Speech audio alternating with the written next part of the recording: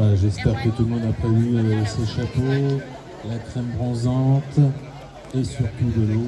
N'hésitez pas à vous désaltérer parce que vous avez vu, on est quand même sous canicule.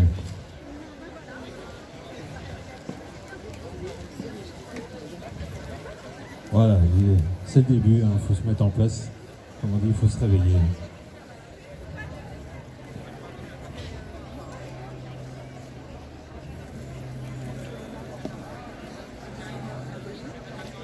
Voilà, je vais céder le micro à Christian et qui va faire sa démo. Bien, bonjour. Donc, le Wad Chaville est heureux de faire de nouveau sa démonstration et de vous montrer ce que ces petits élèves sont capables de faire après quelques saisons de pratique. Donc, vous allez retrouver dedans des karatés, donc tel qu'il est fait classiquement dans beaucoup d'écoles. Mais aussi, c'est comme ça se veut un art martial complet. Vous allez voir qu'ils font aussi le travail des armes. Donc ils vous montreront, ils feront une petite démonstration avec le bâton. Bien entendu, il y a aussi la partie sol, ce sont des apprentissages qu'on appelle les éléments de base, kion ou kata, récitation de gestes. Mais il y a aussi des applications avec un partenaire, donc ils vous montreront aussi une petite application telles qu'elles peuvent être, telles qu'elles sont enseignées, telles qu'ils l'ont appris quand ils ont commencé avec moi le karaté jutsu Wadokan. Voilà. Donc ils vont commencer par le kata, donc ils vont se mettre en place et vous montrer comment ça se passe au Wadokan Chaville.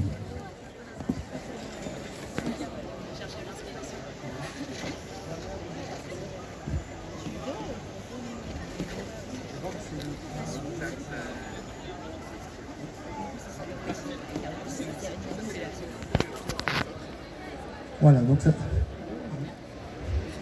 ça se veut un enseignement pédagogique et progressif afin de prendre des débutants et des enfants d'âge jeune pour apprendre à découvrir le corps, à le maîtriser, à s'orienter, à avoir des gestes précis.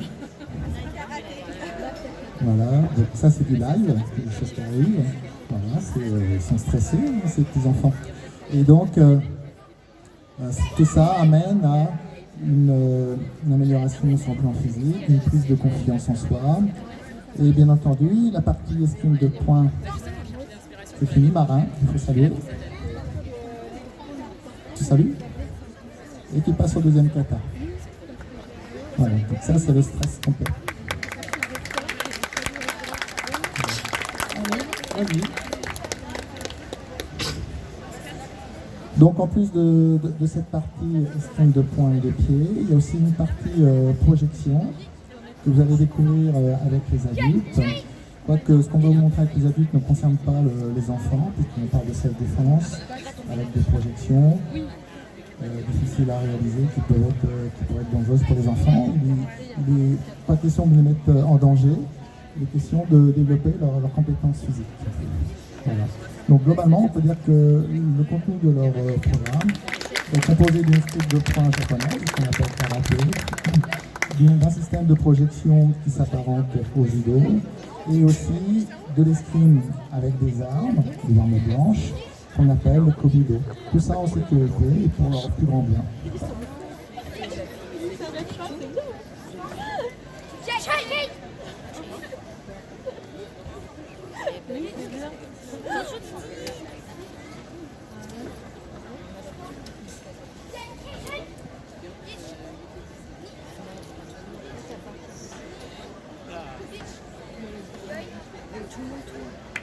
Voilà, petite démonstration de kata, donc de récitation de gestes.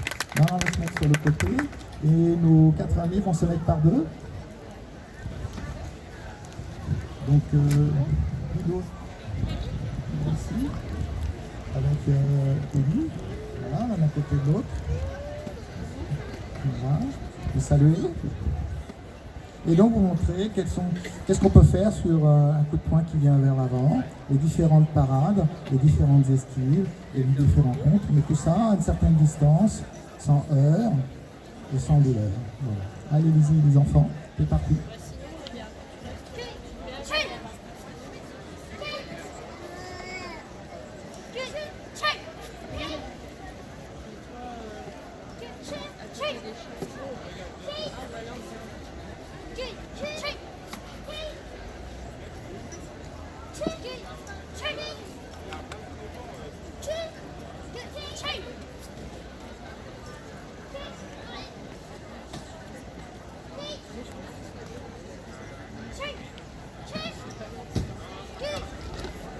pouvez voir que c'est un programme progressif.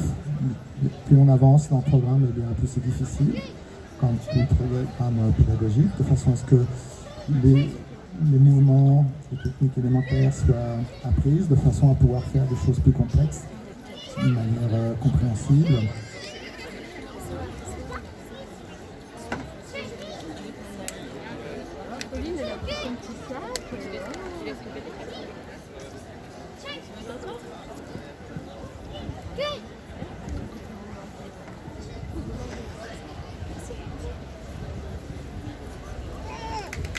Voilà, petite démonstration. Alors ils vont clôturer, donc, comme je l'ai dit, avec la partie Kobudo, donc ils vont vous montrer ce qu'on peut faire avec un bâton. Peut-être qu'on peut imaginer que c'était fait dans le Japon féodal.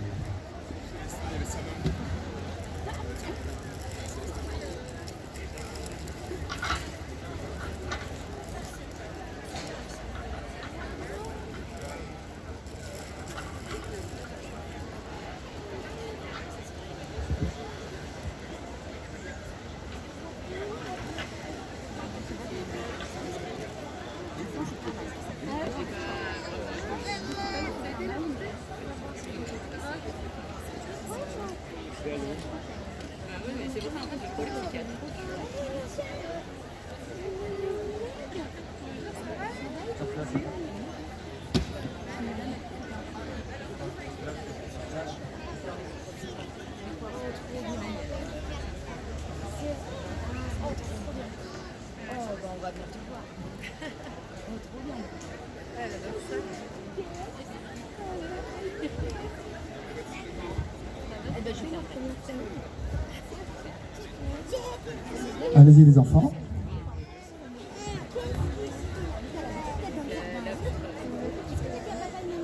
Donc l'intérêt d'utiliser un instrument, c'est les rendre plus habiles en utilisant un objet tout en continuant de faire leur programme qu'ils ont appris au karaté.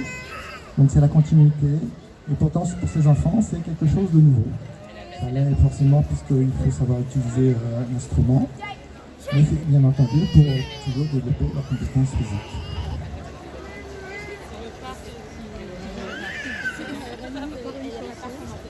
Mais c'est mieux fait que les katas de karaté, donc comme quoi ça doit plus les intéresser que les katas de karaté.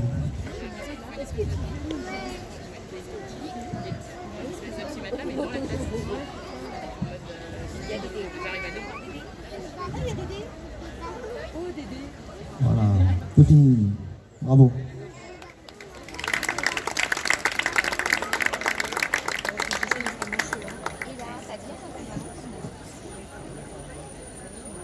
Et donc maintenant, c'est au tour des adultes. Des adolescents, excusez-moi. Je vais un petit peu vite en besogne.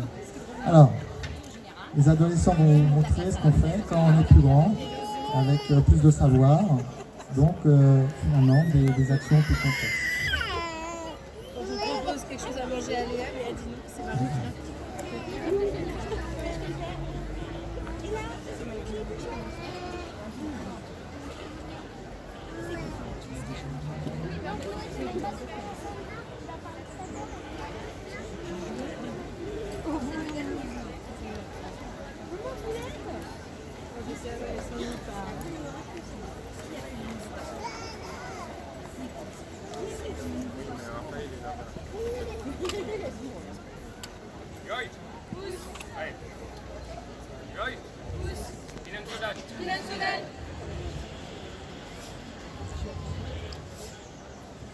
Donc en fait, ils vont vous produire un kata intermédiaire entre les petits katas d'initiation et les katas supérieurs.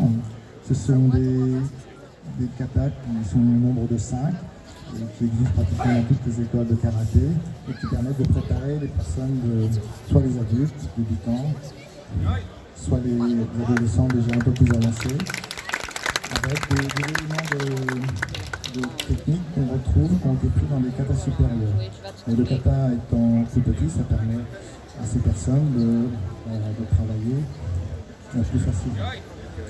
Donc maintenant, ils vont montrer ce qu'on appelle un bunkai, c'est l'application avec un partenaire de cet exercice qui a été fait tout seul et qui sert, bien entendu, à démontrer à quoi servent tous ces mouvements qui ont été faits. Alors des fois, ça ressemble beaucoup au kata lui-même, il peut y avoir des variations, des interprétations qui sont libres, en tout cas dans le club. Et finalement, c'est un moment où je demande à mes élèves d'avoir un petit peu de spontanéité, et de montrer leur savoir-faire et finalement, pour moi, de vérifier ce qu'ils ont compris de leur travail de karaté.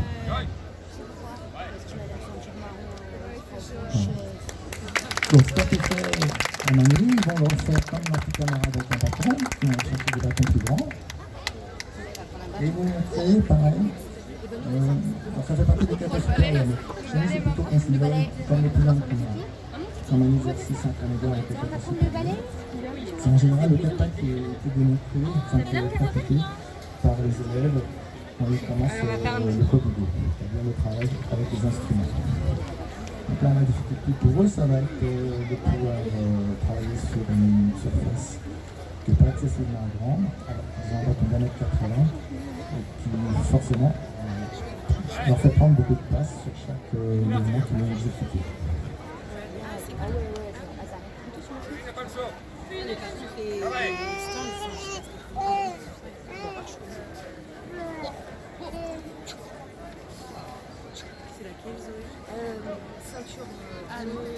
Donc vous pouvez voir que ce sont des élèves plus avancés que les petits élèves de tout à l'heure. Donc il y a une meilleure synchronisation, il y a un travail d'ensemble. Donc tout un tas de compétences qui ont été acquises au cours des années de pratique qu'ils ont eu avec moi. Qui rend l'exercice harmonieux, mais qui veut dire aussi qu'il y a une maîtrise de l'espace et du temps et de leur corps. Donc en plus avoir une expérience, un savoir-faire. Et aussi apprendre à travailler ensemble.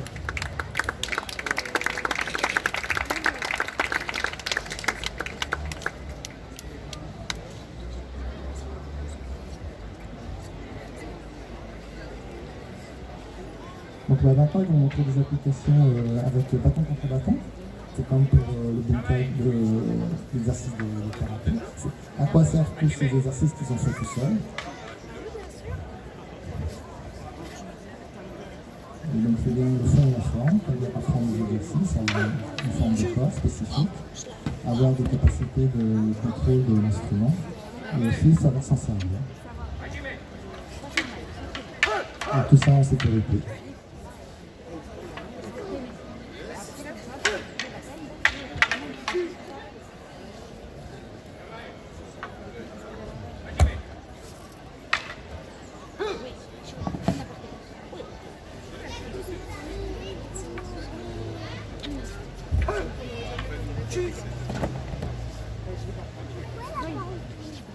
Voilà, merci les adultes, les ados.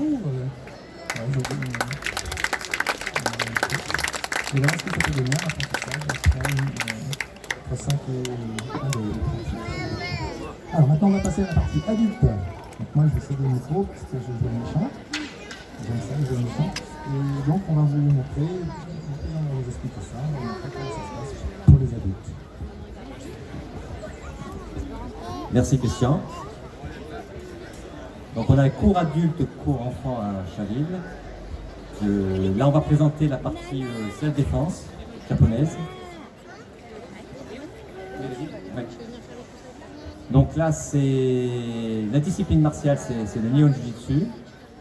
Donc il y a un certain nombre d'exercices qui tournent autour de techniques, qui tournent autour de la dessaisie, de l'esquive,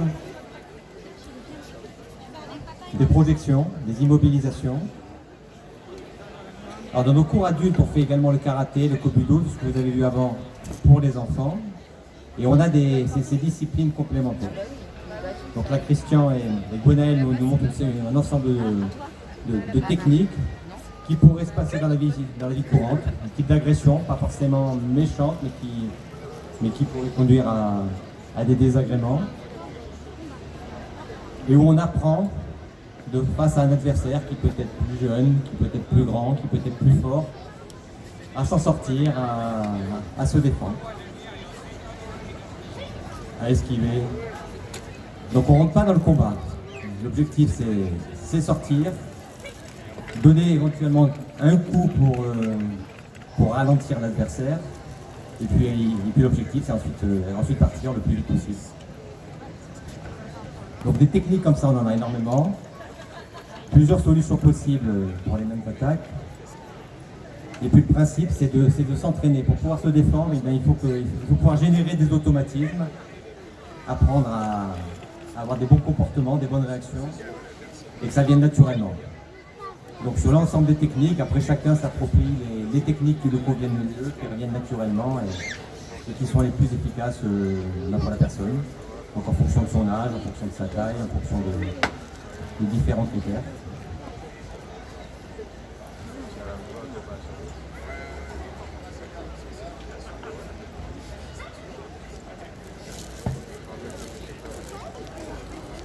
Donc là on les fait en douceur, le but n'est pas de se blesser. Merci Christian, merci Gwenaëlle. On va enchaîner tout de suite avec Christian et Antoine. Où là ça va être une composante bâton contre la nuque.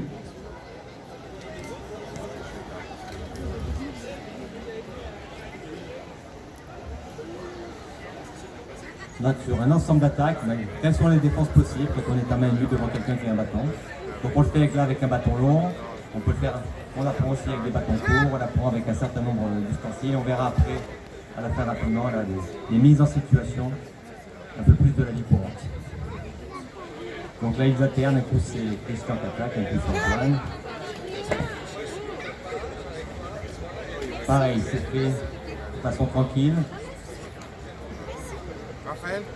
Pour maîtriser, pour montrer.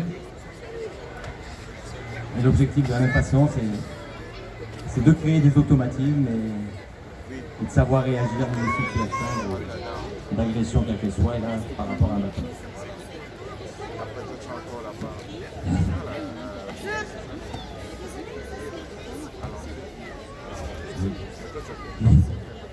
Donc on retrouve dans les techniques de défense là, des éléments du karaté, on retrouve des éléments du Nihon Jiu-Jitsu, on retrouve des éléments fondamentaux qui sont mis en application avec des enchaînements.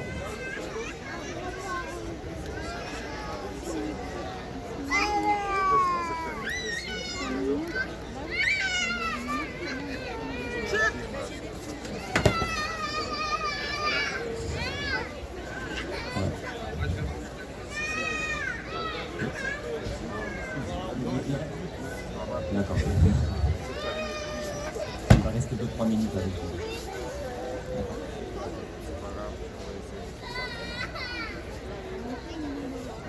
Alors encore une, Christian et Antoine, et puis on passe à la fin.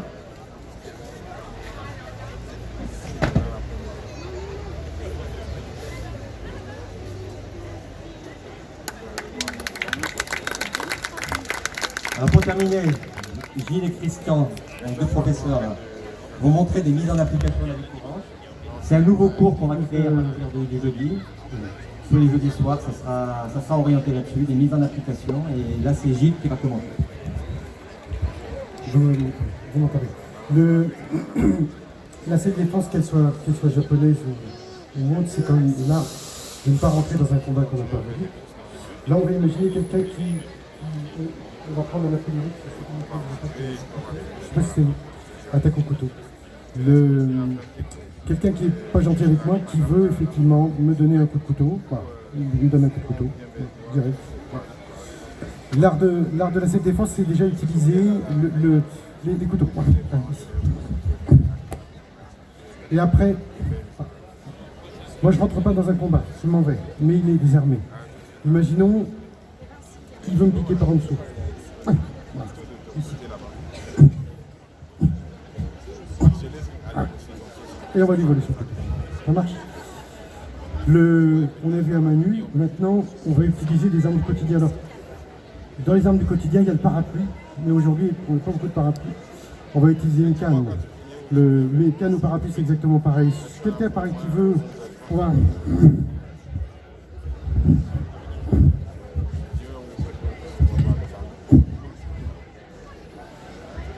parapluie, canne, parapluie court, on va schématiser comme ça. Parapluie court, je suis là. Moi, on m'agresse, j'ai rien demandé à personne. Quelqu'un qui veut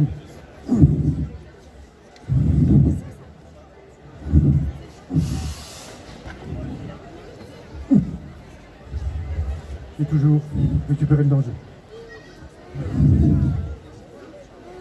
Autre possibilité, avec les chaleurs, l'éventail, on va par exemple s'en servir, c'est un exemple parmi tant d'autres. Quelqu'un qui me saisit pour effectivement donner un coup de couteau. À partir du moment où il me saisit, là je dois réagir aussitôt. Donc c'est vraiment l'utilisation d'armes du quotidien. On pourrait démontrer, mais la démonstration est plus courte, mais on pourrait démontrer la même chose avec une carte bleue, avec un trousseau de clés, avec beaucoup de choses. On peut très bien imaginer aussi avec un instrument qu'on a tous plus ou moins. Doucement, je les habille pas comme ça. Une ceinture, homme ou femme, on en a tous ici. Et on va imaginer quelqu'un qui effectivement... Ah.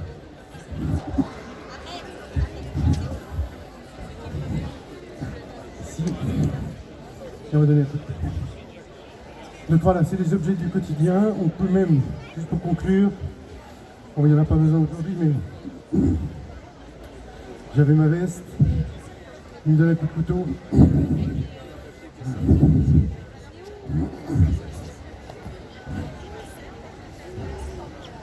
Voilà, c'est juste pour partie de self-défense. On fait aussi les agressions au sol, tout ce qui va être agression sexuelle, les combats à main nue. C'est l'art d'interrompre un combat qu'on n'a pas voulu. Merci. Je vous demande d'applaudir Christian et Gilles pour cette dernière démonstration avant qu'on passe à la démonstration de l'aïkido.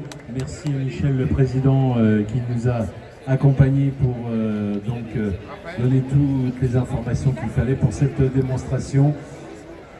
Et c'est le stand numéro